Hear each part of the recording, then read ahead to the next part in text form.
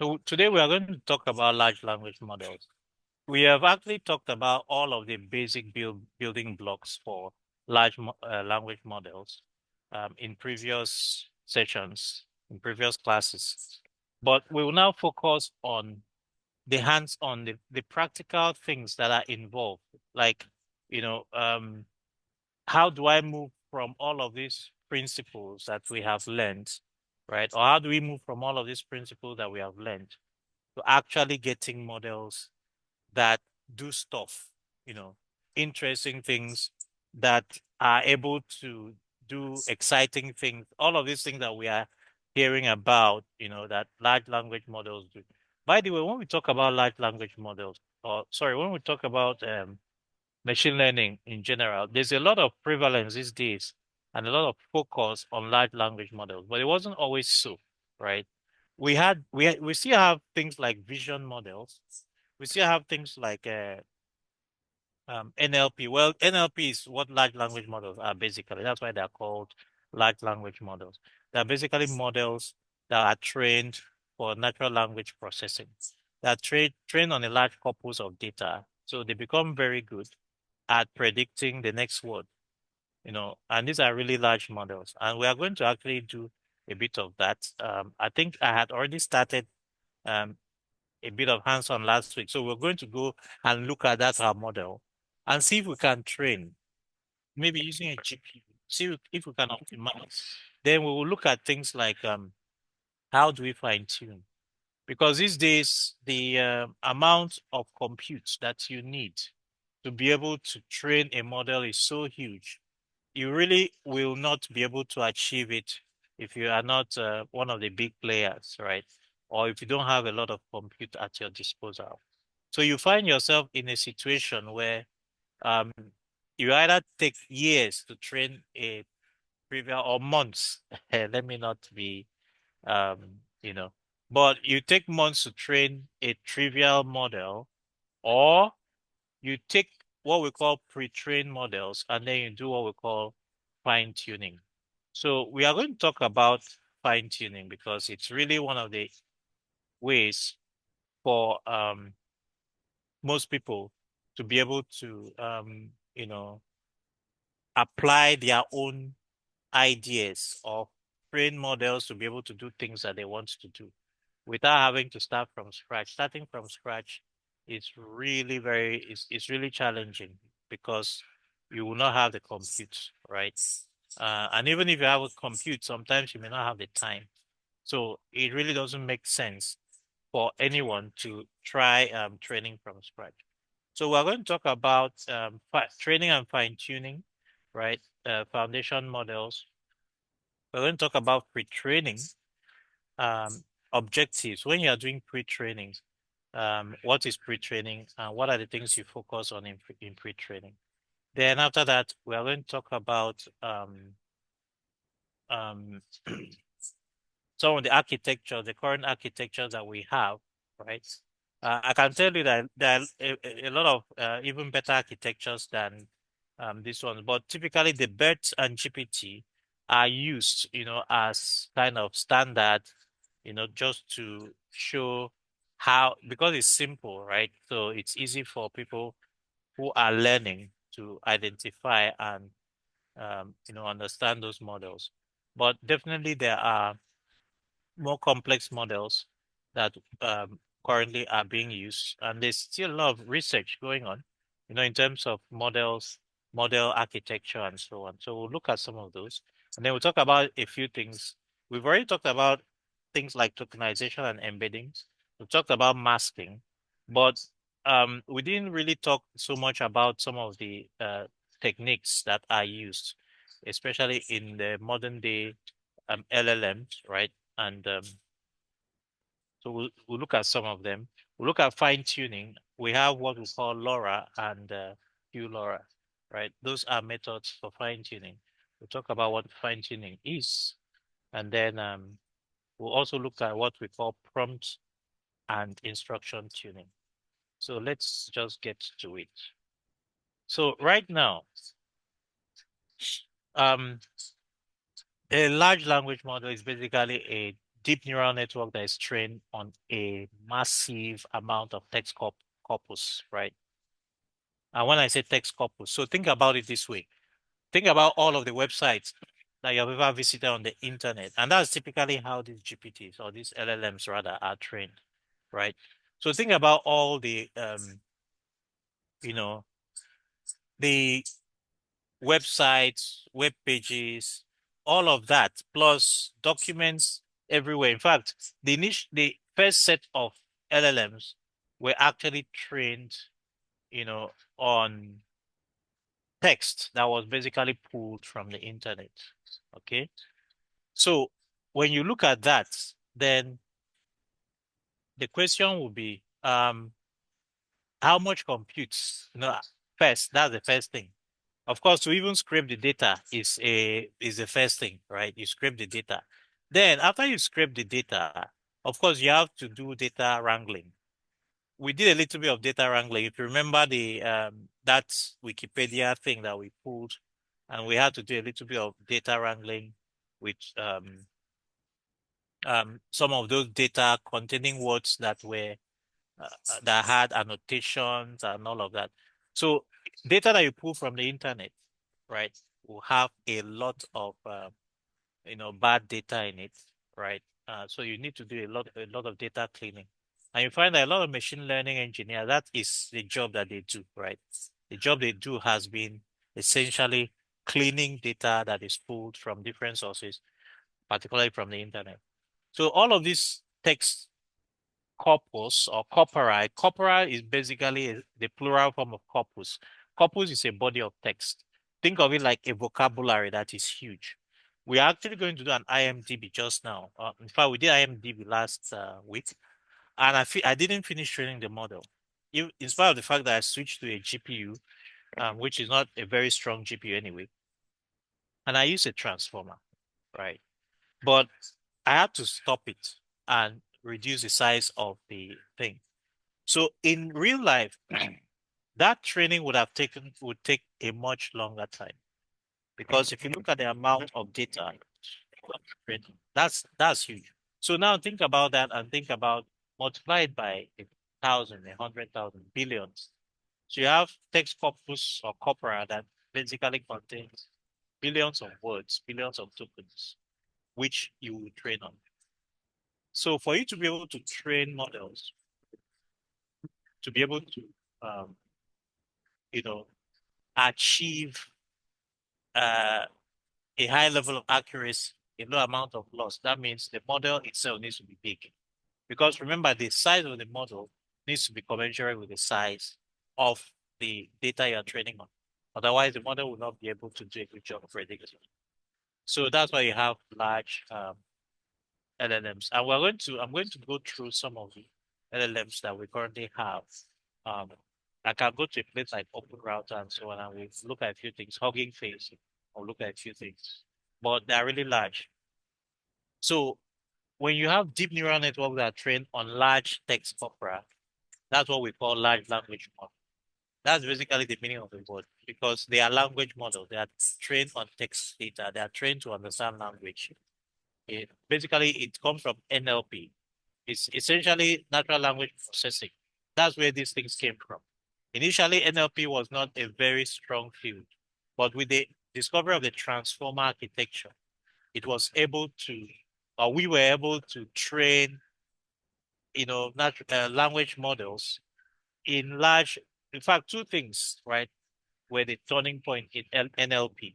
The first was the attention mechanism, which we talked about, which allowed us to solve the problem of vanishing gradients so that long strings of text, large bodies of text, you could still have meaning and you will not lose the context. You will not forget the context. The model will not lose or forget the context.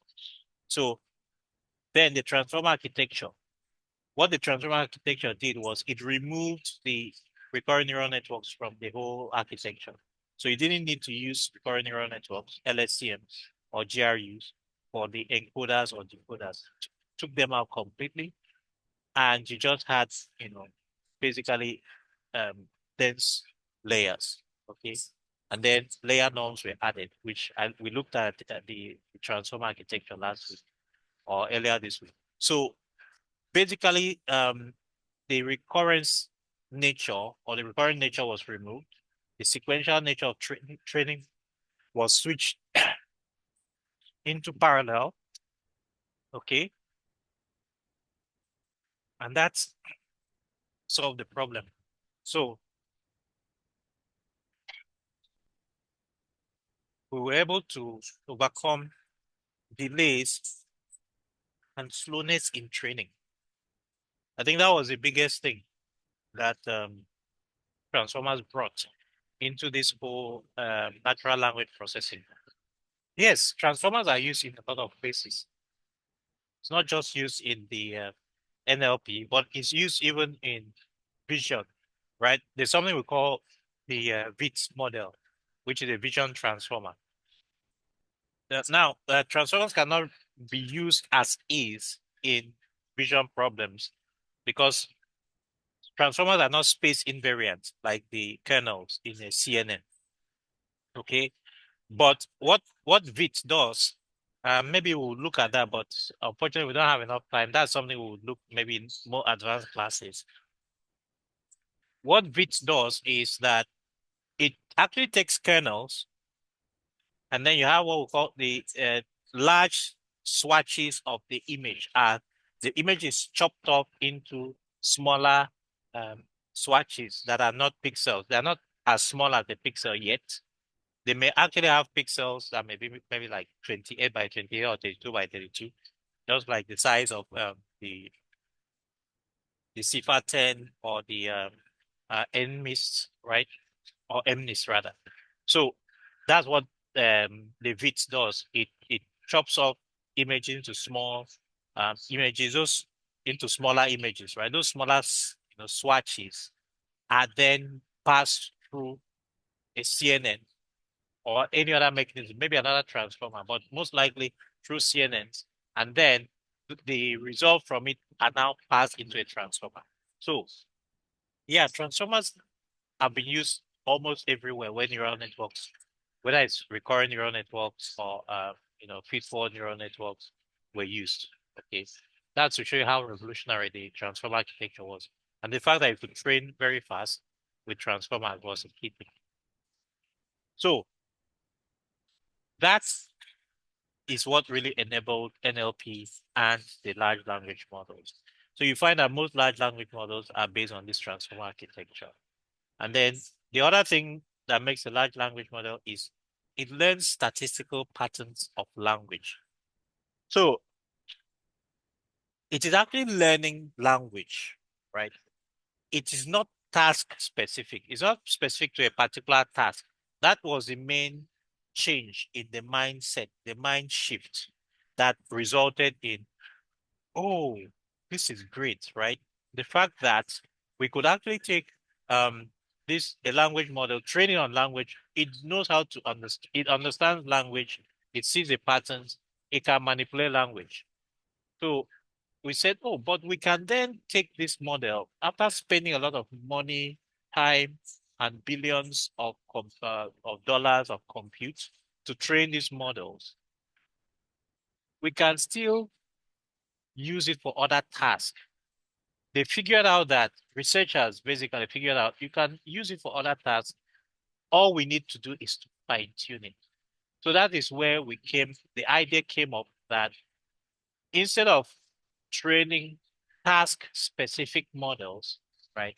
We train a general model that basically knows about language and has internal representation of concepts in language. Okay? Then we can pre-train it once. That's what is called pre-train. Pre-train it once. Then you can fine-tune it or adapt it many times. So you can make copies of that same pre-trained model. Of course, remember the knowledge in the model resides in the parameters, in the weights. So once you copy those weights and load it in another model, you have transferred that knowledge, that pre-trained knowledge, right? Then you can fine tune it. right? Based to specific task. That was the whole idea. So that we came up with this process where you have a training pipeline that is made up of the first part of it, which is pre-training. That pre-training is self-supervised.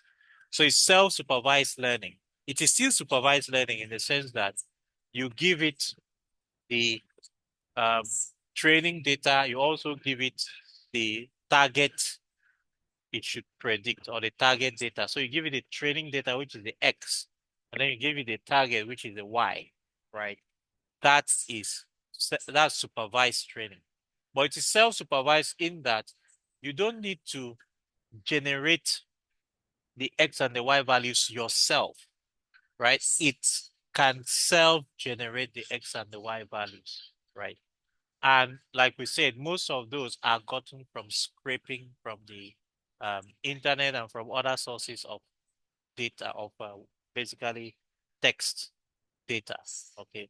So that's the first part, pre-training. Pre-training. And pre-training can take a long time.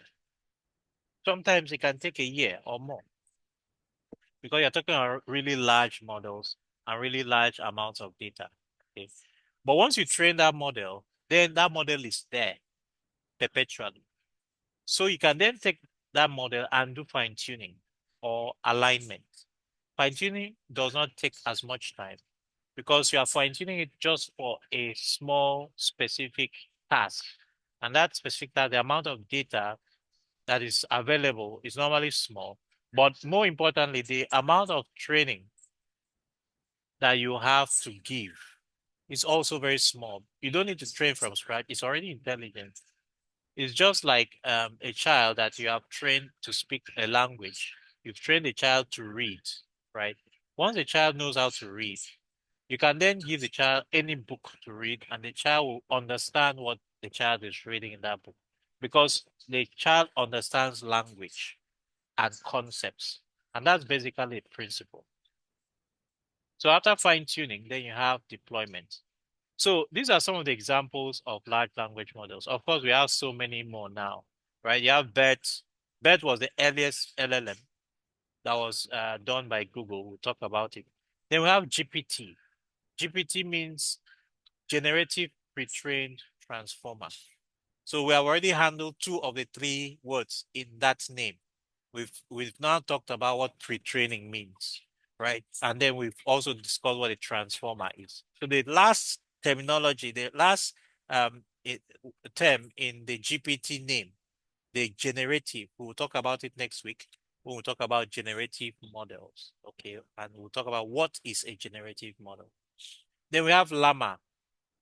Llama is owned by Facebook. So you have BERT by Google, GPT by OpenAI, and Llama by Facebook. There are a whole lot of others now.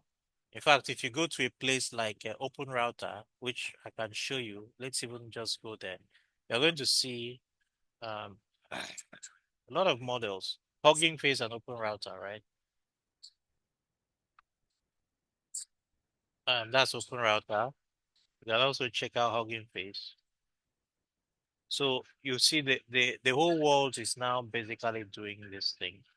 Um, Training models is not so difficult anymore because the template has been done.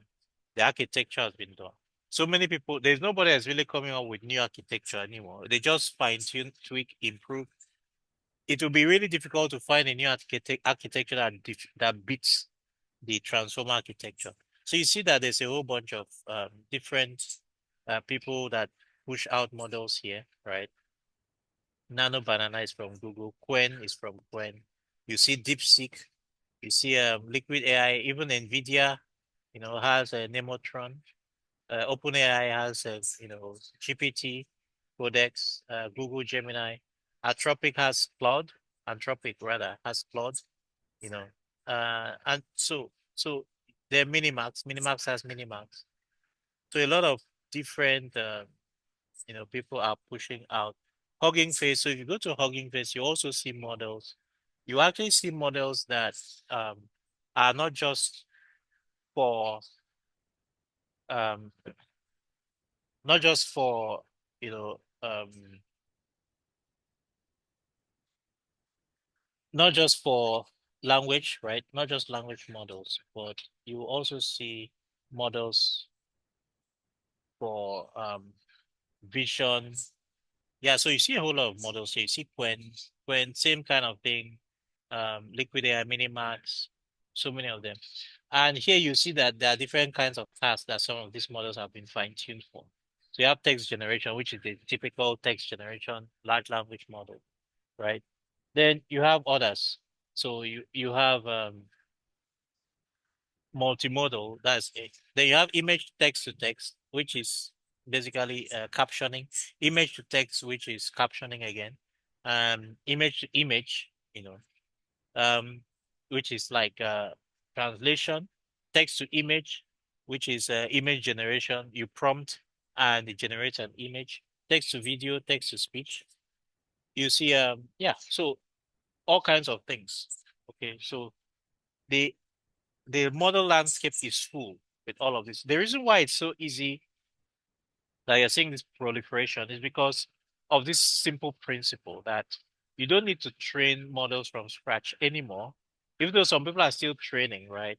But you basically can just fine tune already pre-trained models on specific data to solve specific problems.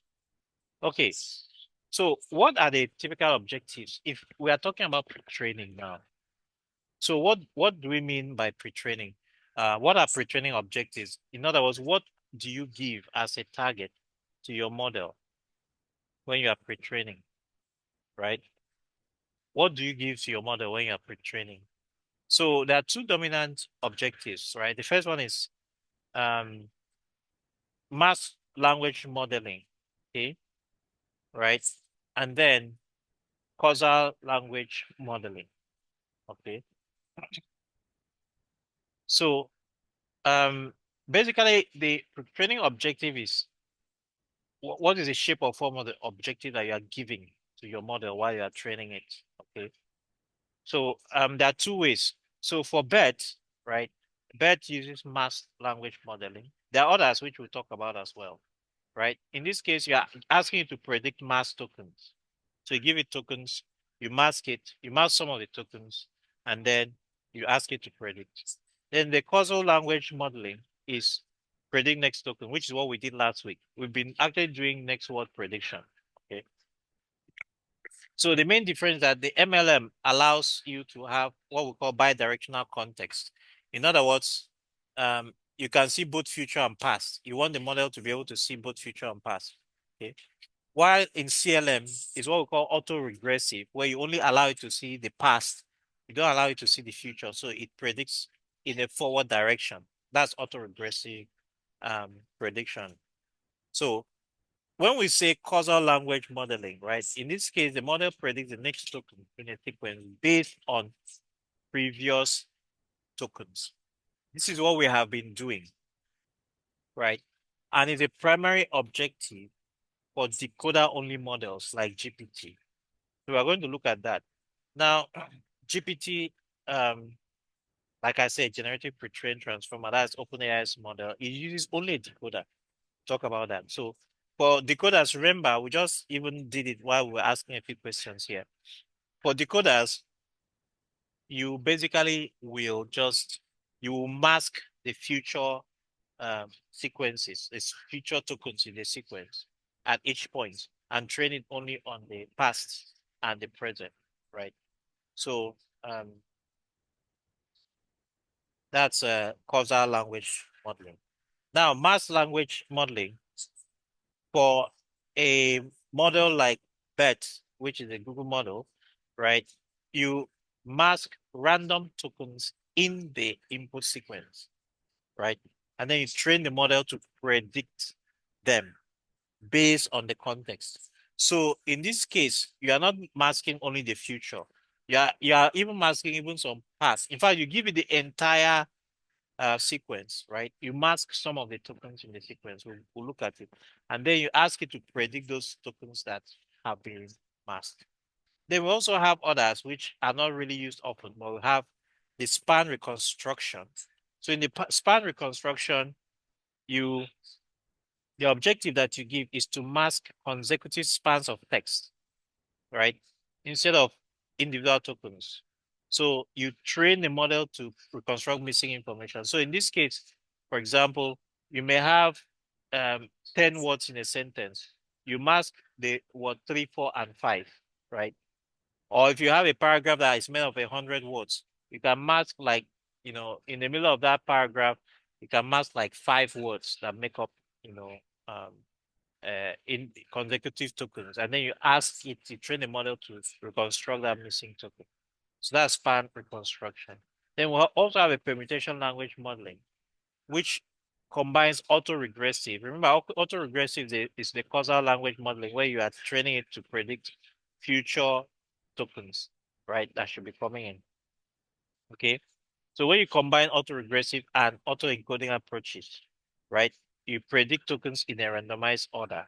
That is permutation language modeling. Then we have contrastive learning. So contrastive learning is used in vision. By the way, some of these methods are also used in vision. We'll talk about vision next week, right? When we talk about generative models and um, um, yeah, well, all the generative model, the techniques for generative models. So, but contrastive learning is where in vision or multimodal models, you train the model to understand representation by maximizing agreement between the differently augmented views of the same data point. So you take the same data point, you augment them differently, right? Then you maximize the agreement, and it basically learns what matters and what doesn't matter. That's really what contrastive learning is all about. So in masked language modeling, what we do is basically this is example that we said. So you have this sentence, you mask some tokens randomly. So like in this case, we mask it, and then we train the model. We give a sentence with masked tokens, and then we give it the training data is the tokens that you have masked. Okay, so it will then learn how to predict that. So the loss function you use for that is basically cross entropy, but it's only over the masked position. Okay. So this is cross entropy, which is categorical cross entropy, basically, but it's a cross entropy, which is a log of the probabilities of each of the tokens. But it's only the tokens that are in the context, right? The tokens in the mask, right? So you basically um will train it to predict a probability distribution like we did last week based on which of these tokens in the list of the ones you have masked is this word likely to be, right? So you can see that I has to be an element of M where the M is the mask position. So what this does really is that it speeds up training because the number of tokens that it needs to learn or predict from the vocabulary is actually much less, right? That's the mask position is basically the vocabulary. So if you look at the PyTorch code, this is it's a pseudo code, right? It's you pass in the input ID. So remember when we are doing embeddings, we pass in the IDs, right? Right. We pass in the embedding IDs, okay? And then it generates the output. So you take the output, the logits, like we did last time. You now do a cross entropy loss from those logits, right? And then yeah, this is the loss function is cross entropy loss. So you now do a cross entropy calculation between the logits of the mass position and the labels of the mass position. Okay. So the logits, of course, is the predicted value, and the label is the actual value of what is supposed to be. But it's only for mass position. So you find that this is the vocabulary is just limited to the mass position. So it helps to train faster because your vocabulary is basically smaller. If you remember, yesterday or last week, last Monday, when I did example of training a transformer to predict the next word, right? Using um using the IMDb, it took a long time. And when the vocabulary was really large, it really took a long time. Okay, so this is um this is really the benefit of this. Okay, then we have the causal language modeling, which is what we were doing also on Monday. In this case, what you are doing is that the input is the sequence of tokens or words, right? Before, in that basically a sequence of words, and then the target should be the next word. So this is essentially next word prediction, right? And from there, you calculate the loss. The loss is still going to be a categorical cross entropy, but you're going to do it for time t, right? Based on probability that it will predict x has to be less than time t, right? So you're always going to shift the inputs by one, right? Now, this is also there's something we call teacher forcing, which I mentioned earlier. Teacher forcing is what you do with this kind of approach. In fact, basically, this is what we did last week. In teacher forcing, you give it the sequence, right? And then you also give it the next word. So it is not generating the next word by itself, okay? Which, if we did that, that would be kind of self-supervised. You are forcing it, giving it a list of words that it should be training on. And you tell it, okay, this is your Y hat, and this is what you should train on. And it uses that. So that is that's teacher forcing. So you do teacher forcing during training. That's also what we call the autoregressive. And you can look at the code example here. Um, so you create a model, right, from pre-trained, and then you basically pass it the inputs, right? The inputs are the input IDs again, the input IDs from your vocabulary, okay? And then the labels will also be the input IDs. Now, the interesting thing is that for Hugging Face has this transformers library that makes it really easy to train models. You just pull in the auto model for causal LM, right? And then you can get a pre-trained. This is kind of um a class that allows you to pull any pre-trained model. So from pre-trained means you would take a pre-trained model like a GPT that has been trained already, and then you can now run um you can run on that model. So output is basically calculating the output given a certain input. The label will be the input also, and then you calculate the loss. So this is using Hugging Face. This is not exactly the PyTorch that we're used to, but it's still based on PyTorch. But it does the same thing that we have been doing. So that's causal language modeling. So like I said, there are a bunch of other methods, but these are not too different from those two. And we are not really going to go into all of those. So let's talk a little bit about architecture. So we have the BET architecture, which we talked about. BET is a model that was, Google started off with it, right? Um,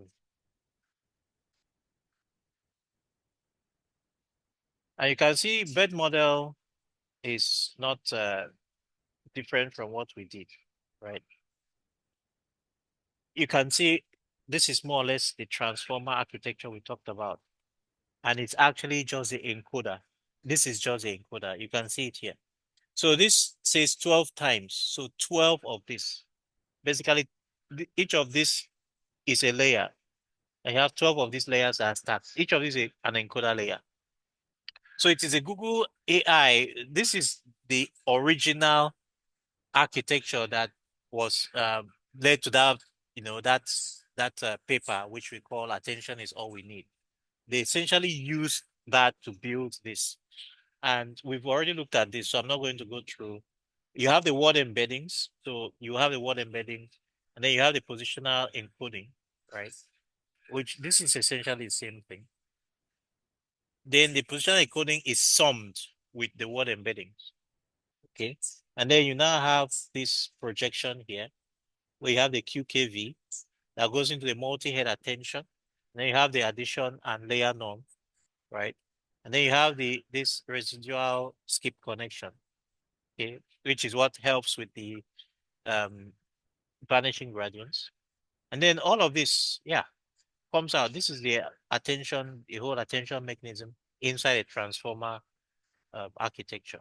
And then this goes into a feed-forward network. So remember I told you feed-forward network is basically two, um, you have, you have a fully connected layer, another fully connected layer, it's linear layer, linear layer. But the first linear layer has times two. Its input, its output, basically the number of neurons, its output is twice the size, or sometimes 4 times the size, 8 times the size, you can decide, of the input. Then the second one will compress it back to the original, and that's a feed-forward network. So feed-forward network brings the ability to really understand and interpret the internal representation. The feed-forward network really is what holds the internal representation of the knowledge, while the multi-head attention is basically does feature engineering. That's how I see it, right? Multi-head attention does feature engineering on the sequences and how the sequences attend to each other. And then each of the heads in the multi-head attention gives you a different dimension or way, you know, by which the words are attending to each other. So it's feature engineering. And then the feed-forward network, because of the huge amount of parameters in it, holds the representation of the concepts and knowledge, right? So you now have this 12 times stacked. Okay. And then at the end, the last layer, you now have linear and softmax. So you now have a linear layer, then you have a softmax layer. That's BERT architecture. It's basically an encoder. This is repetition of the same thing, so I don't need to say that. Now, BERT is trained with the MLM, right? Like we just mentioned. So essentially, you are going to mask randomly, which is what MLM is, the masked language modeling. You're going to mask words. So you can see like this mask text. You have the mask is hot, the mask are bright. Anything you see in mask here means that that particular token is hidden, is masked, right? As it's in the input data, but it is switched out into a mask. So you now have an input embedding going in. And then the output, you are training it. The training data is now to tell it that the two masks that were there are sun and star. Okay. But of course, you're not training on both masks at the same time. I think you train on one mask per data, per sequence that you pass in, or per data point. Let me put it that way, right? So each one will have one mask and the corresponding value is sun. Then another one has one mask again, the corresponding value is stars. Okay. And then you train this model on that. So that's the BRT architecture. Now, so like I said, it's an encoder only transformer, right? It only takes the transformer. You know, the original transformer paper mentions a transformer architecture that has encoder, and then you have a cross attention from the encoder into the decoder here, right? And then you have the masked multi-head attention, right? So, but in here, they use just the encoder. And this is basically the same thing. You see, you have the positional word encoding, positional encoding plus the word embedding, right? Then you have the projections, you have the multi-head attention, then you have the residual skip connection, then you have another residual skip connection. So the main thing is that since they did not have a mask in the architecture itself, they have to mask the words that are coming in, right? So this results in what we call bidirectional self-attention, because the self-attention,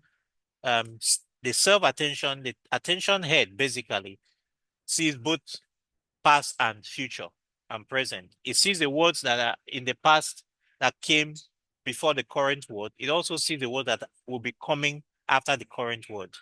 So it's able to predict If you give it the past, it will predict the future. If you give it the future, it will predict the past. So basically, that's what it means by bidirectional self-attention.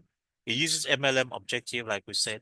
And then there are some special tokens added, right? The CLS token, the SCP.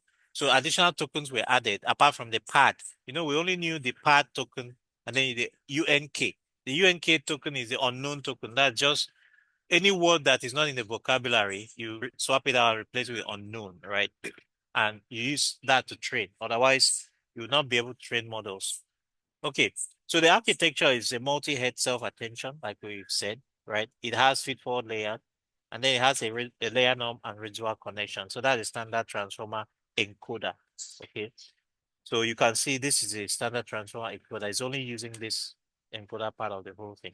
All right, so that's the BERT MLM architecture. Its BERT architecture is a single encoder. It uses MLM training objective, which is a mass language modeling.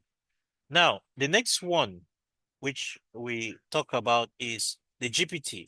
So in the GPT architecture, it is the converse, right? The GPT uses CLM, which is the uh, causal language modeling, right?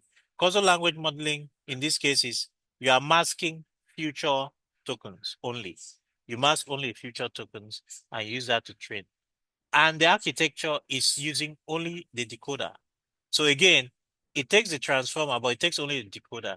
But remember the most important aspect of the decoder in in the transformer architecture is this mask, the first multi-head attention, the first MHA layer is masked, while the second one is not masked. And it's normally supposed to be a cross layer, but in the context of BERT, because we don't have an encoder that will take it in, it's not a cross attention.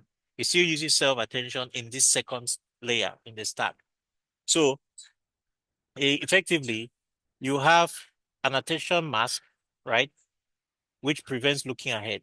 So this enables text generation. So you find that for the GPT, the mask is in the architecture itself, right? So you don't mask it at the point of, you don't mask it when you're sending the input. Okay, you mask it in the architecture. Even though in bed, they probably do that as well. So same thing, right? Input embedding, you have positional encoding. Then they have a dropout, okay? Then they have three layers of transformer blocks, right? Then the layer norm, then the linear layer, and then softmax, right? This is a simple one. This is the transformer block that we are seeing here. So the transformer block is basically layer norm, the linear projection. So you can see that you have the linear projection, the QK V, the query key value. That's why you have this coming this way. And then you have multiple heads. So for each of those, you now have multiple heads.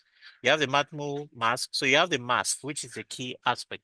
After the Matmul, which is the linear, the dot product, right?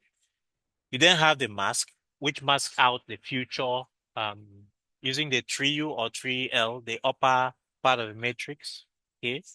And then you have the soft mask. They also added dropout as well, which we didn't see in the standard GPT, sorry, in the standard attention. In the standard attention, we didn't see a dropout, but they added dropout, GPT added dropout.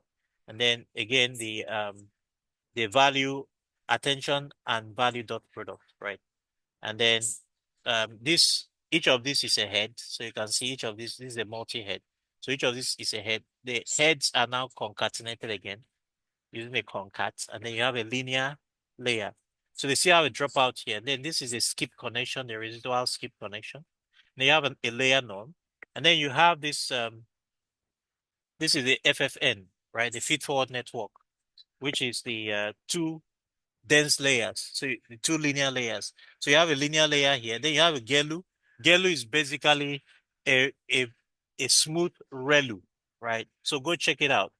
It's basically a smoother form of a ReLU activation function, right? Okay.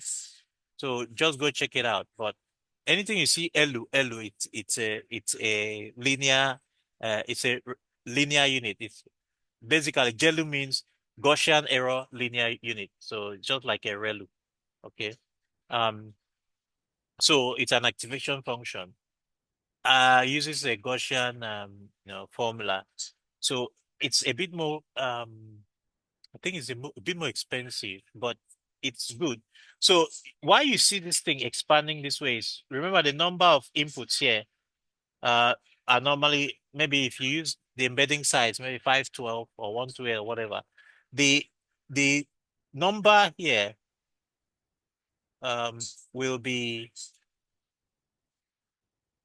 4 to 8 times, 2, 4, 8 times of this. This will be um that's why it's so big, right? And then this compresses it back, right? So this output, the number of outputs here will be the same as the number of inputs here, but the number of outputs in the intermediate in between the two layers, the two linear layers, will be 4 or 5 times, or 4 to 8 times, right? Or 2 to 8 times. Sometimes it's twice, sometimes 4 times, depending on the architecture. But for large language models, if this is larger, the large language model will do better, because, like I said, this is where, like, you know, the knowledge, the internal knowledge of the LLM, this is where it develops those connections.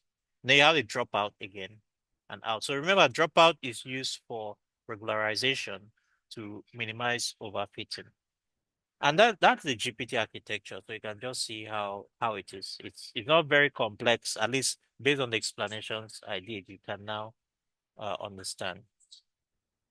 So on this slide, we're talking about what's the difference between the BERT and the GPT. So like I said, the BERT is using an encoder. So it uses this side of the transformer, right? It uses the encoder side, while GPT uses the decoder side. So GPT is using this side. So that's interesting, right? So the design implication is that BERT is better in understanding task, because the encoder encodes the sequence into a representational form, into a representational context, right? That's what the encoder does. So the output from BERT is going to be more representational. So it gives you an understanding, gives you a meaning, gives you an embedding, if you will, gives you a meaning to the sequence that came in. But GPT is good at generative, because GPT is the decoder side. The decoder side is what generates sequence. It generates a sequence. When you give it the input you give to a decoder is the internal meaning, right? The representational knowledge, and it's able to generate. So that's why GPTs are really good for generating words, and that's where the word generative comes from. So that completes the meaning of GPT, generative pre-trained transformer. Okay. So in today's world, you notice that a lot of these are using a GPT model, basically using decoders, essentially, because they basically want to generate. You use a decoder, you train a decoder, and you generate.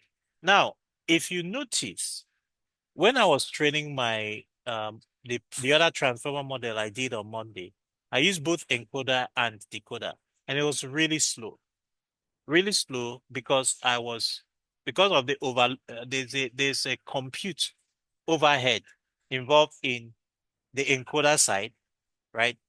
And there's also a compute overhead involved in the decoder side, right? Notice that in each of them you have the multi-head attention. The attention is really compute heavy, and is what slows down um training a lot, right? Because of the matrix. The matrices are huge. The matrices are n squared, right? Where n is the sequence length, right? So if you want to be able to handle very long sequences, you now have a attention head that is square of that sequence length. That is really slow to train. So that's why these folks basically um, decided, hey, let's just pick only half of this. I don't need both ends. Remember, the whole encoder decoder thing came from recurrent neural networks, where we were using encoders, right?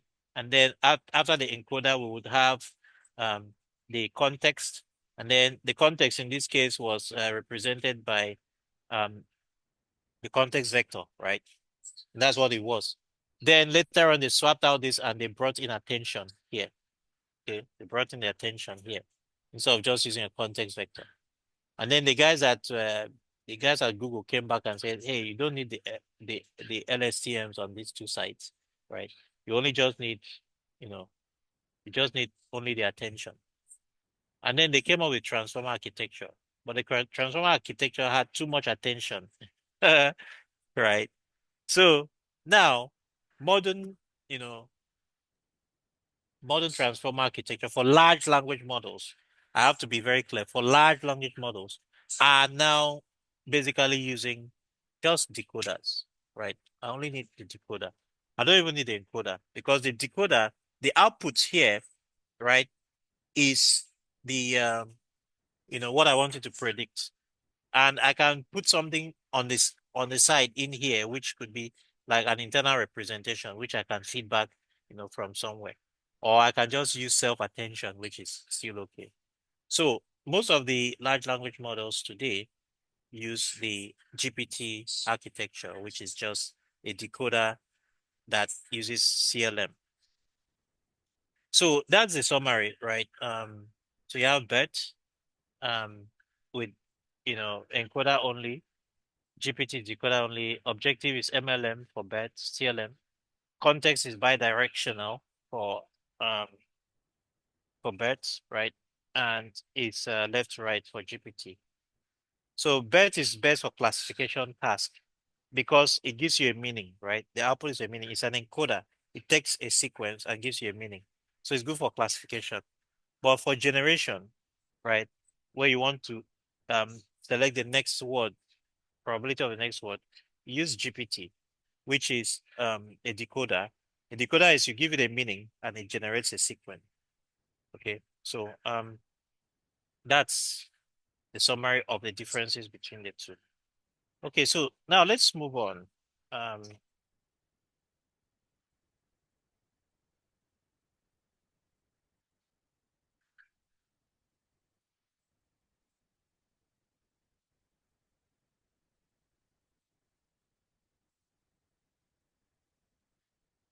so if you look at this, right, it's still kind of an understanding of of a GPT architecture, but in this context, right, for vision, right? So you have um bidirectional, right? And then you have bidirectional autoregressive. So autoregressive is going only one direction. So you see that here attention is not allowed. So you have masking here, right? Um, so for a bidirectional, you see that all it for the query and the key, all the information is given to the model. Okay. Um, but for bidirectional, right? Um, you mask this. Okay.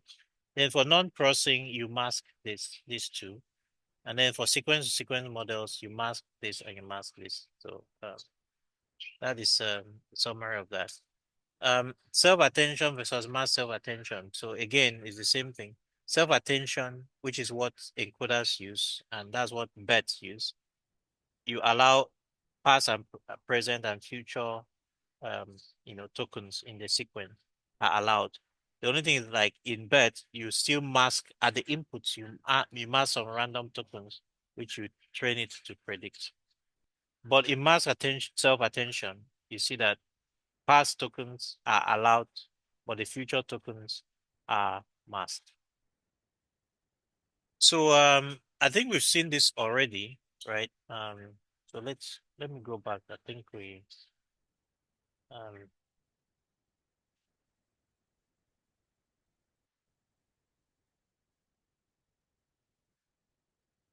uh, so let's talk about a few other things, right? I want to do I want to do this. I want to do this. I think we have already done this. So let's move on. I don't think because we've already done the dot product attention and all of that. We'll do more hands-on later on. So let's just continue. We've talked about tokenization already. So um, tokenization is also very important for large language models. So like BERT use word piece, right?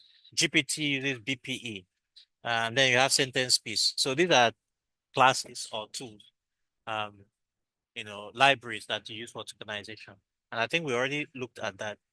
Um, this is how you can use the auto tokenizer, which comes from um, um, Hugging Face, right? Hugging Face has this auto tokenizer class in their transformers library, which you can use, right?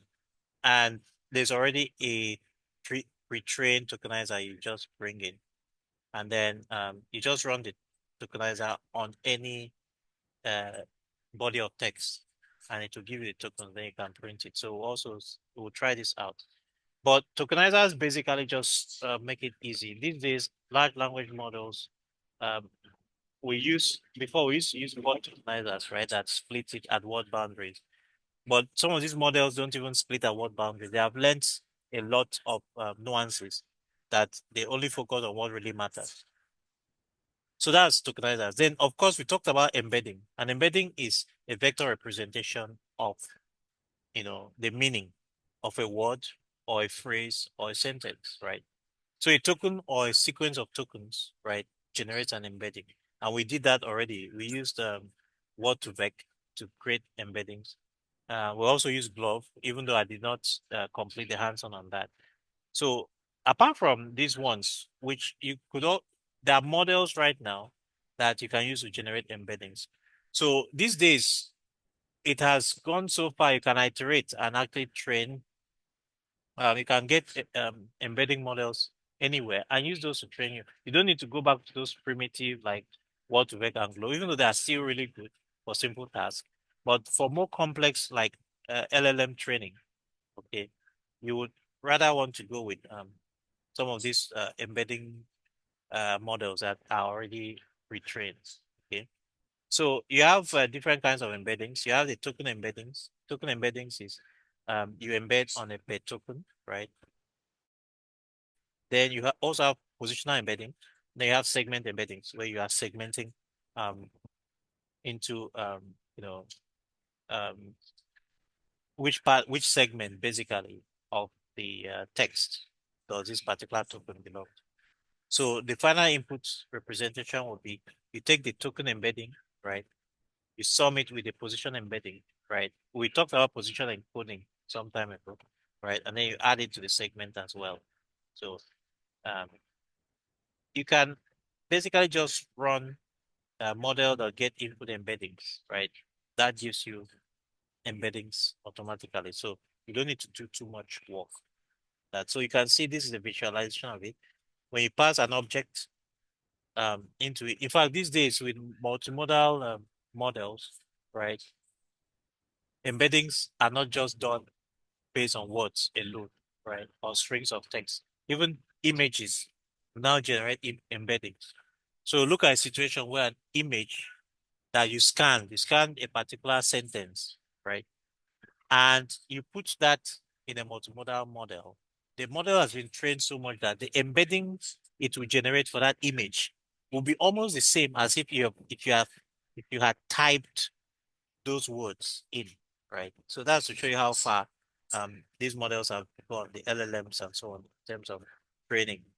So can pass objects in, right?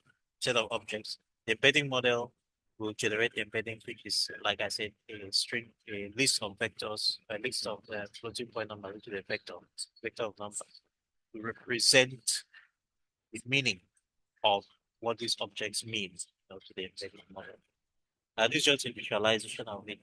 Typically, there are different ways that embeddings are visualized. Yeah, so we already talked about masking as well. So you can have different kinds of masking. We talked about the padding mask, the causal mask, the MLM mask. Um, so the causal mask, the padding mask is, you know, remember we have a padding. When we're doing embeddings, we have a pad, right? The pad represents, um, you know, the um the zero, that zero pad basically, which is like boundary, right? And then you have the unknown, which is also a a token that means, an unknown. So typically the padding mask is that's the zero. That's what you use to mask future stuff, right? And then you have the causal mask. Causal mask is more or less the same thing, right? Causal mask is the mask that you use in CLM, right? So for the next word in a sequence. And then of course you have the MLM mask, which is the mask that the type that BERT uses, which is the mask for mass language modeling, which you are using to mask random in the sequence. Okay. So this is a causal mask where you are masking future tokens. And then, so for every query, future keys are masked. There are other kinds of ways of masking. So you even have a diagonal mask, diagonally masking. This is another kind of model. You can see still the same attention. This attention, uh, architecture. You have the matrix QK matrix matrix. You have the scaling, it's divided by square root of decay. Then you have a diagonal masking. So instead of using the causal masking, which is what you use for a decoder, we now use a diagonal masking here, right? Just so diagonal masking is to mask out um, the attention of words or tokens on themselves. Basically, that's what diagonal masking is. And then soft marks, and then the rest of it. This is the causal mask where you mask the upper side. This upper side will all have zeros, and that corresponds to what this image we are seeing here, right? And that upper side, right? You can do it tree or trial. Trial is just the lower triangular side, right? Tree is the upper triangular side. Either of them can be used to generate a mask. So, okay. So let's talk a little bit about fine tuning. So all this while we've been talking about architectures and masking, right? We're talking about pre-training, which is you are training a model on a general purpose task. And the general purpose task is a language task. It understands words, it understands the meanings of words, the sequences, the statistical distribution of words and so on. It understands all of that, right? And it even has, representational internal representation of the meanings of those words, right? Which is where embeddings come from anyway. But at the end of the day, can you use this for all possible problems in the real world? No, right? We now need to adapt the model to be able to solve real world problems. That is where fine tuning comes in. So, like we said, there are three steps. The first step is pre-training. The second step is fine tuning, right? So fine tuning is important because fine tuning is where you now adapt the model to be able to solve domain specific problems, right? Fine tuning also helps in reducing hallucination because when you use a model in a domain that it has to deal with data that wasn't much in its training data, it begins to hallucinate. It begins to give you wrong predictions. Hallucination is basically wrong predictions. And it does not know if it is right or wrong because you never gave it enough data to train. Okay. So fine tuning now, you now give it concentrated data in a particular domain and you train it on that concentrated data. So you don't have to train it a lot because it's already pre-trained. So it already has internal representation of knowledge, right? You only need to fine tune it into that domain, right? So that is the benefit of pre-train of fine tuning. It improves instruction following, right? And then it reduces compute versus training from scratch. Yes. So I'm seeing a question like, is it not AI engineers that are meant to handle fine tuning? Not really, right? Machine learning engineers also do fine tuning. The only thing why you will be hearing AI engineers talking about fine tuning is because, um, well, it's closer to their domain. AI engineers are supposed to bring the model to the people, right? Bring it to production, bring it to actually providing services. So there's a lot of fine tuning there. You will not really hear of AI engineers doing pre-training because that takes a lot. that's not really their job. Their job is to deliver the service, right? Bring the model to deliver service. But yes, ML engineers also do fine tuning, right? Because if you have to build a model for a specific domain, right, you still do fine tuning, before you pass it on, right? So there are some challenges with fine tuning, right? The first one being that full fine tuning is expensive. So what is full fine tuning? Fine tuning the entire model, right? That requires a lot of data. Okay. So it also takes a lot of time. So the other challenge with fine tuning is that fine tuning there's a large memory footprint, right? And there are billions of parameters that you have to fine tune. Okay. So you can choose between I want to do a full fine tuning, right? Where I pull all the data and I fine tune all the parameters, right? Or I can do what we call parameter efficient fine tuning. We'll talk about that shortly, right? So again, pre-training, you have the original model, right? With a large data set. It takes a lot of time. That gives you the base model. But after that, you now do fine tuning, right? Where you take small data set and you're not really going to change all the parameters. You target specific parameters, maybe specific layers even in the model, right? Typically, there are different ways you can do fine tuning. You can even remove like the final layer and put a new layer that is untrained. Then you freeze the parameters on the body of the model, right? And then you train with new data, you know. So what you're essentially doing is you are training um, the model to be able to interpret or to project its knowledge into a new domain. Okay, that's what fine tuning is. Um, so good examples of fine tuning would be you take a large language model and you fine tune it on language data for your own language, maybe your native local language, right? Your native local language may not have enough data for you to train from scratch. But if you take a large language model, like most language models these days, can even do language translation. If you go check some of these models like ChatGPT and so on, they can even speak pidgin English.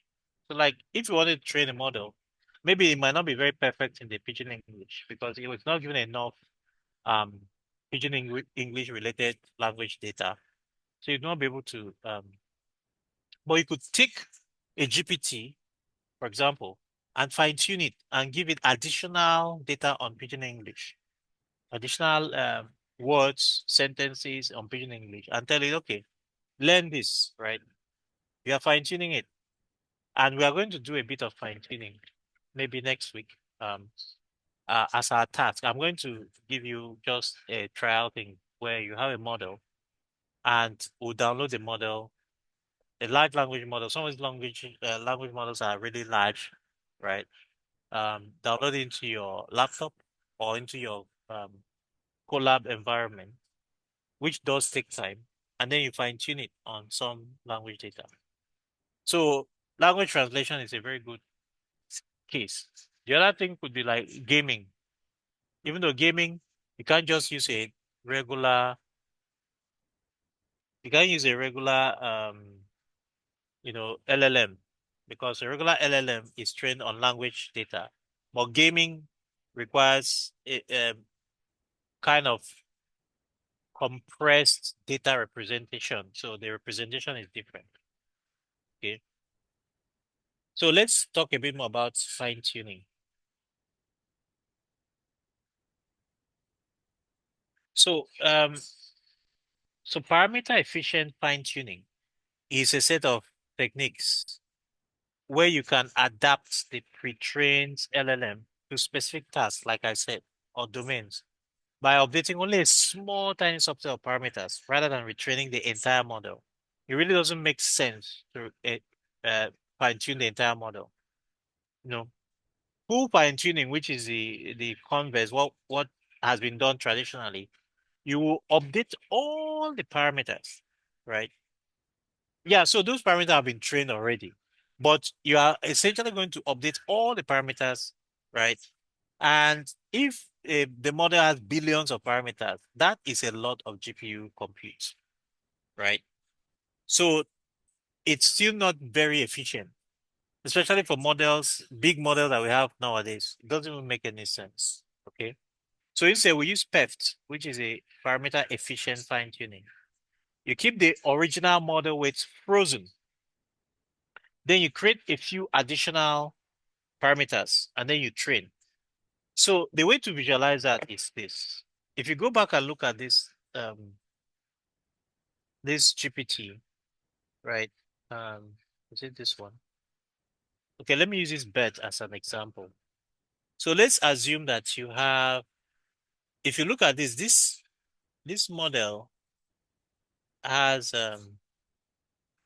12 layers, right? You have trained, and then you have this final one, linear and softmax. Well, this is Apple probabilities. This is classification, right? So now you see that, let's say this is billion parameters. It won't be 12 layers. It's probably going to be like 1,000 or 100,000 layers, right? And he's trained, he's gained a lot of knowledge. Are you going to come and retrain 1,000, 100,000 layers? Right? No. Rather, what you can do is you now attach a few layers at the end of that pre-trained model. Then you will freeze this, 100,000 or 10,000, or 1,000 layers that have already been trained. You freeze their weights or their parameters so that they don't change. And then you train this model. You give it additional new data in that domain. Because the additional layer that you have added here are very few, and they don't need to be many because this large amount of layers have already feature engineered so much, they have learned so much that it is actually easy for these final layers to just pick the learning from here and correlate it with the data that you are training it on. So that is really the concept of the fine tuning, where you only fine tune limited parameters, the PEFT, right? So the key benefit is that you will significantly lower your computational cost because you're only training on a few parameters, right? So PEV will reduce GPU memory requirements, making it possible to fine-tune large models on consumer-grade hardware. And we're going to try a bit of that. In fact, the task that we're going to do, our final, you know, project capstone will be to take a pre-trained model, right, that we have already trained, maybe a transformer model, and fine tune it, right?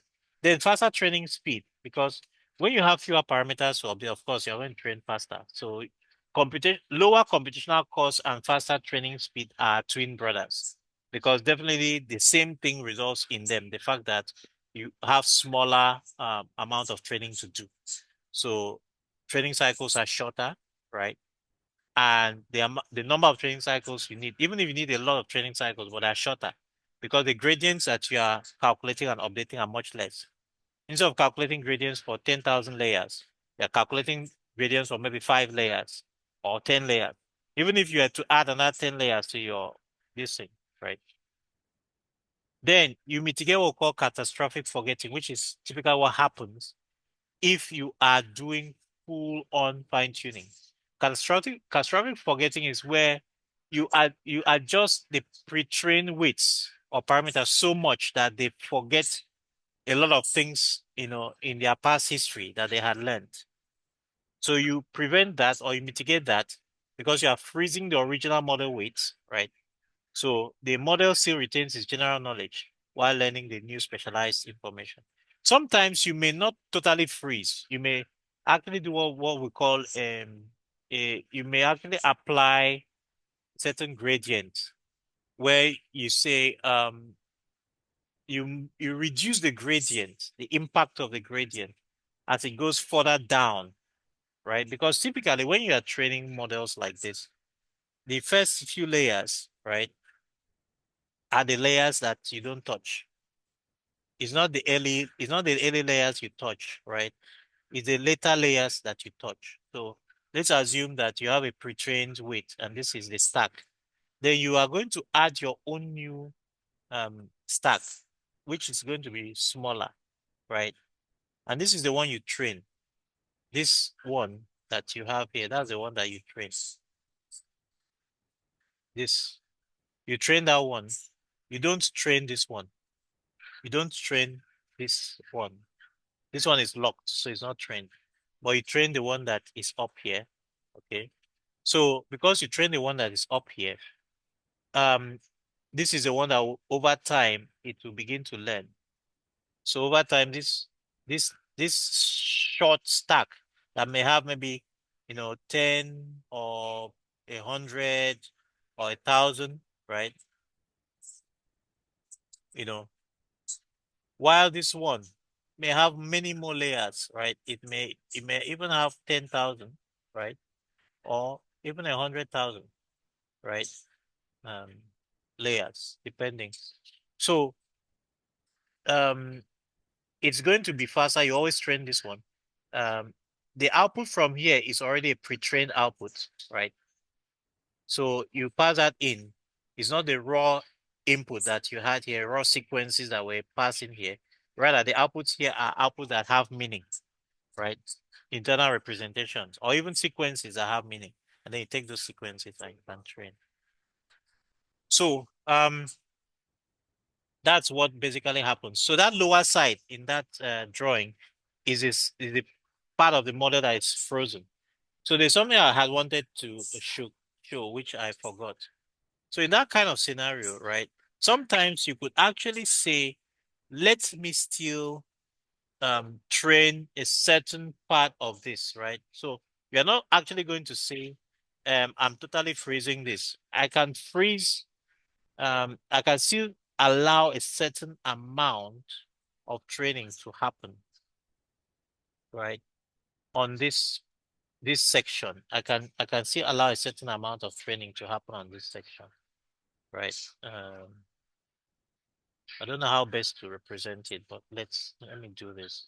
So this lower end, I could say I don't even allow any training at all. This middle end, I could allow a little bit, right? And then this upper end. So at the end of the day, you have kind of, you see, as the color gets deeper, the weight gets more frozen. So at this upper end where it's lighter, I could still allow a little bit of the weights to change a little bit, right? So what that means is that the gradient will be a certain factor will be applied to the gradient that will reduce the gradient so much. But the deeper we go, the lower that factor is. So the deeper we go, the less the impact on the gradient. Up here we'll have a lot of impact on the gradient, but down here is almost zero impact on the gradient and therefore on the parameters. While up here, we are basically going to train, from scratch. So those are some of the ways. So at the end of the day, right, when you do the PEF training, you get a tiny file, right, rather than a complete massive model. Okay, you get a tiny file, and it's easy for you to store that file. We're going to look at some of the ways by which we accomplish this. And the portability. So the thing is this, when you have trained, in the case where you train on a model, a pre-trained model, right? And then you put your own small stack on top, right? And then in this case now, let's say we freeze this whole model. We don't even allow any kind of training on it. We freeze it completely, right? So you train this model. Now, the interesting thing is that I can later on take this model, this small model away, okay, and put another model here, right, that I train on a different set of data, okay, right? So this model is like an adapter layer. The knowledge on the main model is there, but this one learns a different thing. So the interesting thing is that later on, I can take this one away, right, and bring this one back on. And the knowledge I had trained on this one previously comes back. So in a way, it allows, that's this portability. It allows you to have multiple specialized small adapters. So this model now becomes like an adapter. I can even create another one, right? I can actually create another adapter and train it on a different set of data. Okay. So it knows something different. So this is also another thing, right? You now have adapters all over the place. If I want to, let's say you were training on language translation. You take a large language model that already has, you've trained it on, a language corpus. Then what do? You now take this one. You train this one on maybe Yoruba, okay? You train this one on Efik, okay? You train this one on Igbo, and so on and so forth. So what happens is that when you take this language model, if you want to make it more specialized in one area, you bring the small adapter that you had used to train on a particular area, and you attach to it, right? Because this is trained, it basically becomes smart in that area. So the next thing you could do is you could actually just make copies, right? So you have copies of this one. Remember, this is just a set of weights. So I keep this same copy. This is not a blue one, still the red, right? I still take this copy and I stack it on top. And I take another copy of the same weight and I stack it on top. And I end up with three different models that have knowledge in three different languages. Okay. Simply because, in fact, you get to a point where you swap out this thing, that becomes more of an ML ops or AI ops thing. That the fine tuning in no model that you put on top basically now, changes. It depends on, what you put there. So that's that's um that's basically what theft is. So you can have multiple specialized small adapters I can train on top of a single base model, and you can swap them out for different tasks. So that's what it is. So full fine tuning, you update all the parameters. It takes a lot of memory. It's very expensive, especially for models that are really large, like models that have 7 billion plus parameters, right?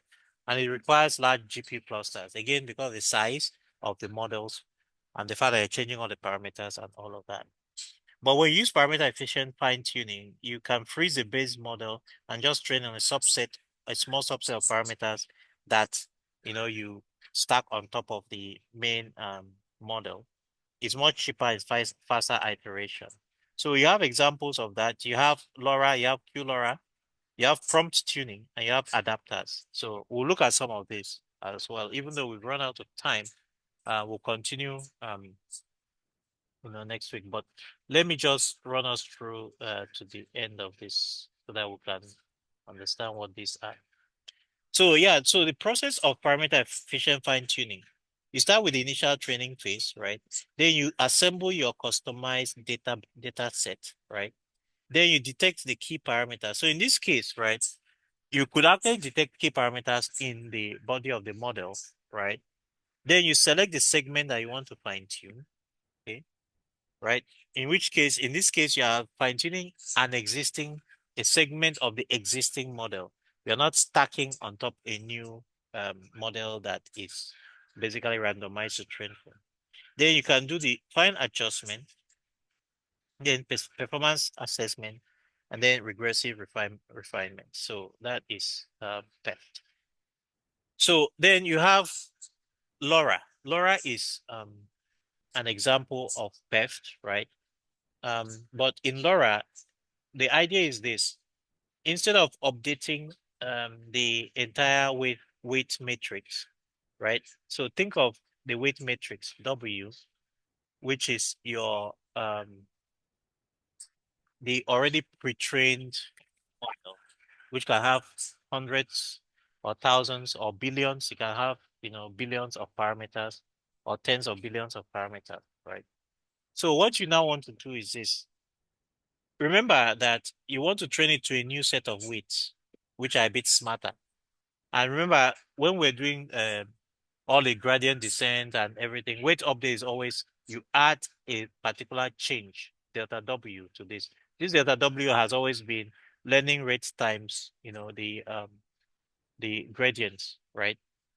So you update. So now let's assume that this delta W is not the small incremental change to the parameter that you do in gradient descent, but let's say that the delta W is accumulated total weight increment. That's, let's say I was not incrementing this weight, but I was just um accumulating it somewhere first. So this delta W is now the total accumulated change in parameter that you would need to add to the original weight to get to a new weight that is intelligent, is trained. Okay. So what LoRa does now is it basically factorizes this accumulated weight into two parts, right? Two dimensions. So the first one is A, which has a dimension of D times R. And then the second one is B, which has a dimension of R times K, right? And then we choose R to be very, very small. That's why it is called low rank adaptation. So let's see if I can visualize it. So this is what happens, right? Let's assume that this is the original weight, okay? And let's say this weight, whatever it is, right? It's a large stack of weights, right? It's multiple dimension. Okay, it's multiple dimensions. But let's just, for the sake of simplicity, reduce it to just two dimensions. So in one dimension, you have maybe um the D, right? And then in the second one, you have the R, the K rather. Okay, so this is the dimension of the weights that you are training, or that you have trained, the pre-trained weights that you want to fine tune. Okay, so since it's the dimension of the weights, this is also the dimension of the delta W, because the delta W has to be the same dimension as the weights, since it is an element-wise summation or element-wise addition. You're adding this W. So delta, this is the dimension of this. Now, D can be really large. So you look at it, maybe D can be, I don't know, maybe let's say, um, let me just come up with 1024, right? Okay. And case can also be very large. Okay.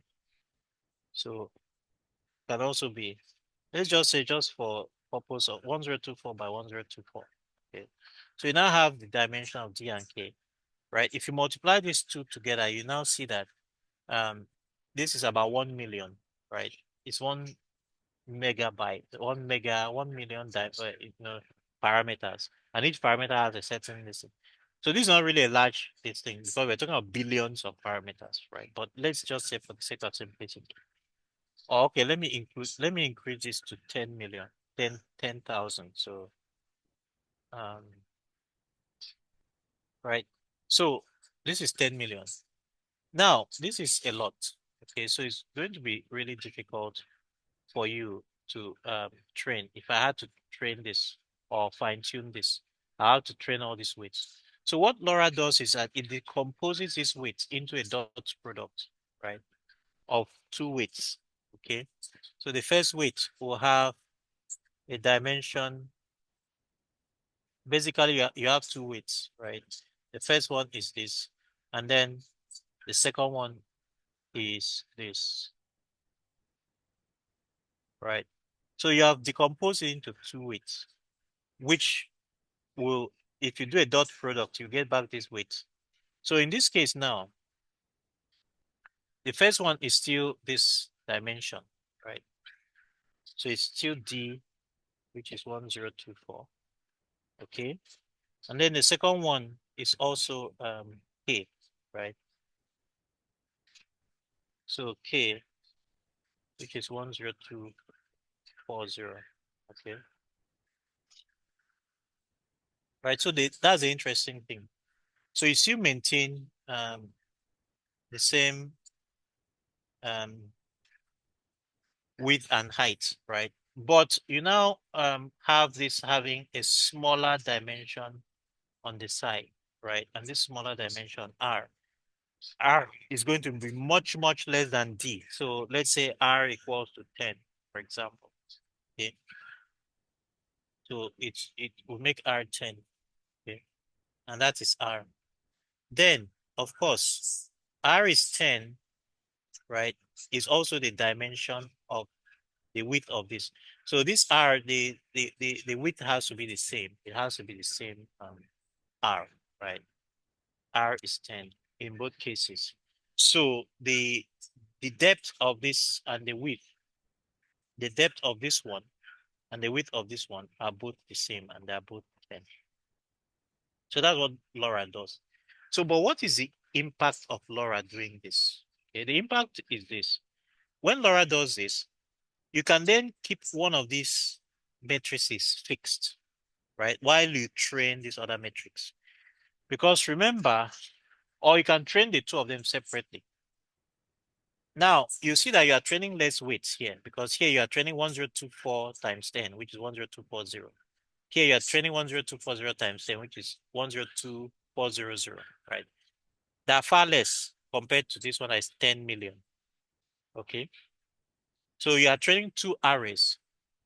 But when you do a dot product of these two arrays, remember a dot product, when you multiply, the R dimension goes away. So you are going to get back the original array, which is 1024 by 10240 if you do a dot product of these two, right? So what LoRa now does is that it focuses on, it splits this big array into two smaller arrays, or sorry, this big matrix, I should say. It splits this big matrix into two smaller matrices that you can then train, you know, they will be faster to train because they're smaller. But when you now do their dot product, you get back the big matrix, right? So that's the principle behind LoRa, right? You train the low rank matrices. You train the A matrix and the B matrix, right? So, and by the time, and the thing is that fine-tuning updates are often low rank, right? Because when you do this, is probably only one of the two matrices that will change a lot. Okay. Most pre-trained knowledge remains useful. The benefits is that it drastically reduces the trainable parameters. Much fewer. Like I said, the trainable parameters will now be equal to this, right? Let me write it out. Instead of training 1024 by 10240, which is, let me just say approximately 10 million parameters, right? You are now training, instead of that, you're now training 1024 times 10, right? Plus 10240 times 10, right? So 1024 times 10 is 10240 already. So that's almost like 10240 times 11, which is 10240, right? Times 11. Okay. That's what you are training, which is one, let's just say approximately, right? Approximately 100,000. Okay. Or let's just say 122,000. Okay. So yeah. So you are basically training, if I let's just say this is approximately 11 million, while this is approximately 122,000. So you see the difference in um size, the difference in scale. This is like a hundred times less in terms of the number of parameters you have to train. It's 100 times less. Now, what that would mean, 100 times less means if it took me 1 day to train this particular model, it would take me 100 days to train this one. So if it took me 1 day to train this one, it would take me um 4 months basically, or 5 months to train the other one. So if it took me 1 year, right, to train this model, it would take me 100 years to train this one. If it took me 6 months to train this one, it would take me 50 years to train this one. That is the impact. That's the order of magnitude of impact, right? Of decomposing this array this way, this matrix this way. Okay. So um so because of that, LoRa can really be very useful. You don't have any latency increase in the inference. You can actually merge into the base model after training, right? You can merge those weights back into the base model. Because after training with LoRa, remember, what you get after training with LoRa is an update, basically a cumulative update, which instead of doing this update, this is a gradient, basically think of it as gradient descent update, but you didn't apply them at all. You just allow them to accumulate and then you apply it when they have accumulated. So what that means is that you can make those updates back into the base model after training, right? So LoRa is commonly applied to the attention projection matrices, the Q and the V, right? To speed up training. So that's low rank adaptation, LoRa. So it's actually very easy to do LoRa. You can just do a LoRa config, right? If you do a LoRa config from PEFT, because Hugging Face has a PEFT library that allows you to easily do PEFT, right? So from PEFT, you can import LoRa config. You specify the R, which is the lower rank, and then the LoRa alpha, and then you do the you know targets modules LoRa dropout, right? And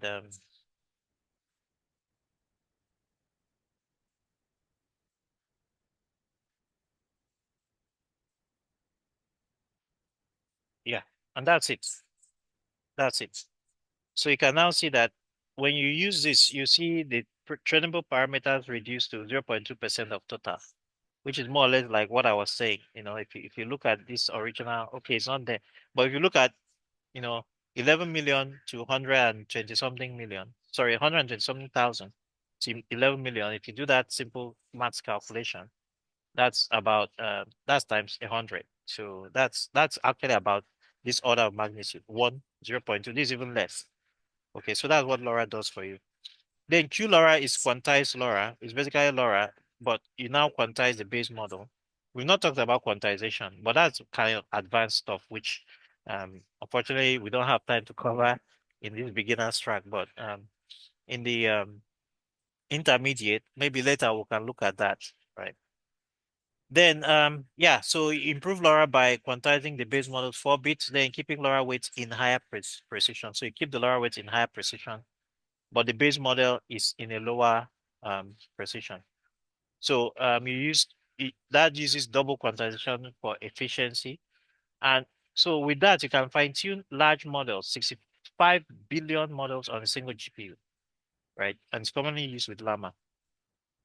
So again, you have this is how you can do it with Hugging Face using bits and bytes config and all of that. So that's quantized LoRa.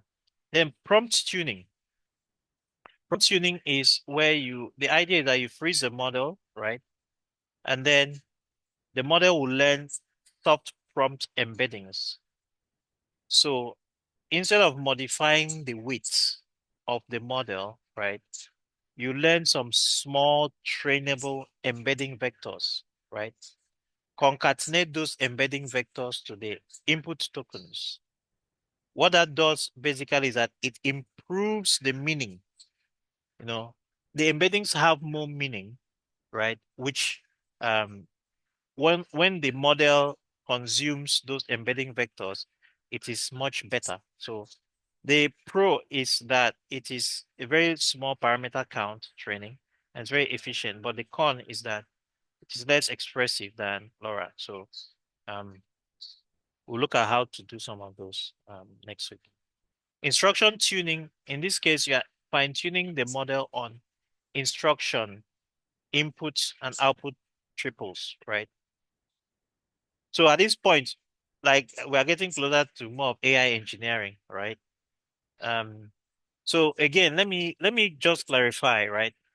These last two, where you are now training on prompt embedding that have been kind of um, modified or enhanced by learning training trainable embedding vectors, right? This prompt tuning and this instruction tuning are more on the AI engineering side, while the LoRa and the QLoRa are on the machine ML engineering side, because here you are still training the model, right? You are still adding new weights to the model and training. Here you are still adding weight, but the weights are very small. They are more of embeddings, really. So you are just updating embeddings. So think of it like before the embedding goes into the model, right? You kind of add, you kind of improve the embedding a little bit. Think of it like the position encoding would have done, but you improve the embedding a little bit, right? By adding these small trainable embedding vectors. While for instruction tuning, right, you basically pass instruction input output. You know, this is kind of you give it instruction input and output, and then you are training the model to give you input and output specifically on this set of instructions, right? So it uses to improve instruction following, it reduces ambiguity, and it also improves the zero shot generalization. So this is used in GPT-4 and a bunch of and T5. So there is that. Then there's also supervised fine-tuning pipeline, right? This is also another way of doing the fine-tuning, right? Um, so for this one, um, basically you will collect an instruction data set, you tokenize it, then format into a prompt template, and you train with CLM plus. So well, this is more of a supervised thing, right?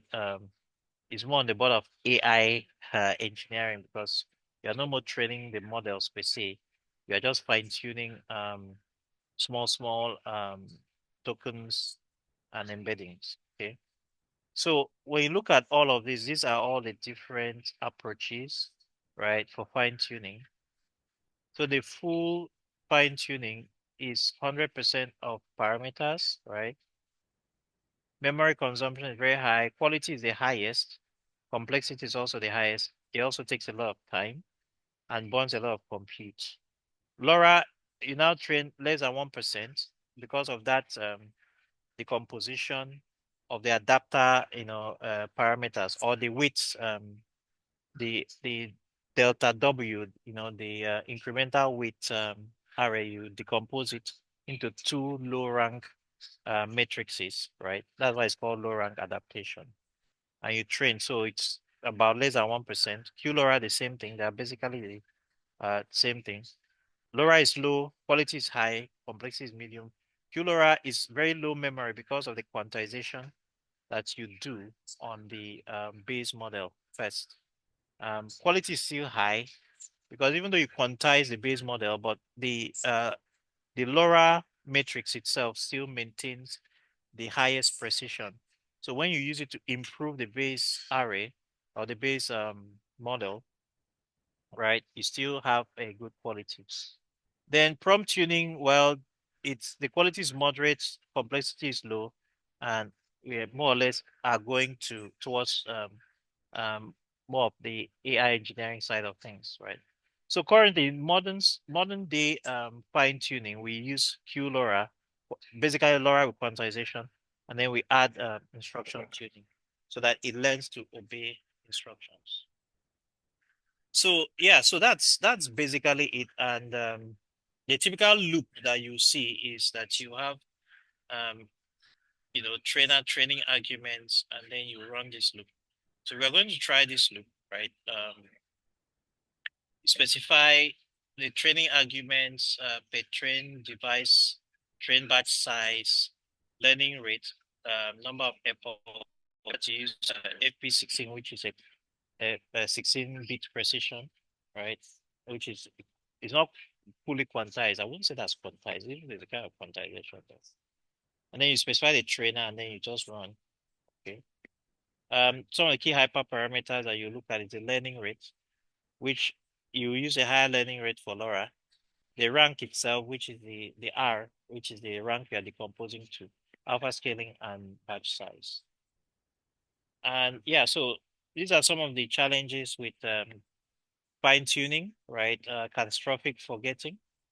So fine tuning can degrade base abilities, overfitting small data sets. So you use regularization and validate carefully. So remember, you already have a model that is huge, is well trained. So sometimes the data set you want to use to fine tune is very small. Okay, it's very tiny. So that data may not be enough. So you have to be careful not to overfit. Hallucination. So if you do fine tuning, you still haven't solved hallucination, because again, fine tuning is when you ask questions and the questions or the task are outside of the training data it had. So fine tuning alone doesn't solve hallucination. The more data you fine tune on, the less likely to hallucinate. But you cannot have data for everything. So those are some of the things. Then alignment issues, bias and safety concerns. So some of the future things that you see people are looking at these days, we have mixture of experts. Mixture of experts is now where you train models on different areas and then you combine them. You have mixture of experts even at the architecture level.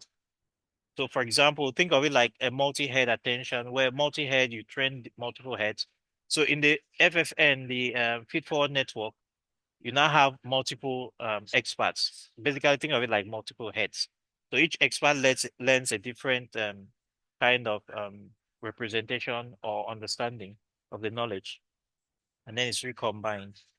Then, of course, RAG, retrieval augmented generation. So RAG is more on the AI engineering side, where you are no more really training the model. You are just prompting the model and giving it data from a corpus, a new corpus, domain-specific corpus or corpora of text, of knowledge. But because the model already knows how to reason, right, it takes that data and reasons around it. And then multimodal LLMs, which are LLMs that you train on multiple data media at once, right? So you train this, like you can take a picture of a dog and train it, and you give it a label dog, and it learns to be a dog. It learns to identify the dog. But you could also give an LLM an image of a written paragraph, and you train it to, you know, um, identify that paragraph. You can train it on images and give it captions and so on. So you train it on multiple things, both the text, the sequence data that makes up the text, the CNN data that makes up the image, the sequence data that is a sound bite, and it basically has to learn the encoder decoder. It basically has to learn to generate um or to decode or to classify multiple, different things that basically amount to the same meaning, right? So that's multimodal. Multimodal actually helps models to be able to, they help models to be better at prediction because you're giving it, think of it as a form of regularization. You're giving it information in different formats, right? So it's able to extract the true meaning of things. So that's multimodal. Continual learning is continuously passing data into the model to continue to improve. And then the scaling laws. So you have a lot more models. So Gemini, Claude, GPT, I showed you a whole stack of models. So go to openrouter.ai, you see a lot of models there. Go to huggingface.com, you see a lot of models there. Yeah, so I think that's it for today. That brings us to the end of the class. Um, So when we come next week, we will talk about, we'll do a bit of fine tuning. Yes, we will download pre-trained models and we'll see how we can fine tune them on specific tasks that they were never trained on. And then we'll also learn about generative AI. So we'll look at GANs, generative adversarial networks, and then we'll look at diffusion models, which are the latest approach. Diffusion models are now used for generating images, generating sound, in fact, generating a lot of things, generating music and all of that, diffusion models. So we'll look at the principle behind diffusion models and how they work. So that's it. Yeah, so how do we resolve hallucination? Well, like I said, hallucination comes from not having enough data in that domain or area. So of course, the best solution is always providing more data in that domain or area. But of course, if it is um, a general model that you want to solve different problems, you cannot guarantee that you have data in every way. So these days, we solve the problem of hallucination using AI engineering, basically um, using things like mixture of experts or calling different LLMs, using an actor critic kind of approach where the LLM generates, and then you have another LLM that checks what that LLM generated and confirms, criticizes it. That's why it's critic to confirm whether it is hallucinating. So all of that is basically the same principle, whether it's a mixture of experts, whether it's actor critic or whatever, is basically not depending on only one LLM, for your result or for your generation, right? You always check with others. And sometimes you can even check with non-LLM AI models, right? You can, if it's something you can use LSTM, a trained LSTM, for example, sentiment classifier, for example, or other things, right? Don't just rely entirely. You can even use domain specific models that have been trained on that specific domain to do some kind of check. So there are a lot of different ways, but there's no hard fast rule, right? Train, train, train, right? Fine tune, fine tune, fine tune, get more data, get more data. The solution is always more data, funny enough, at least until we get to a point where LLMs can know when they are not sure of something, right? That's really what hallucination is. Hallucination is not even getting it wrong, but hallucination is getting it wrong with high confidence. If the LLM got something wrong with low confidence and it tells you, okay, I am not sure of what I'm telling you, right? That wouldn't be a hallucination because it knows it is wrong or it has an inkling that it is wrong.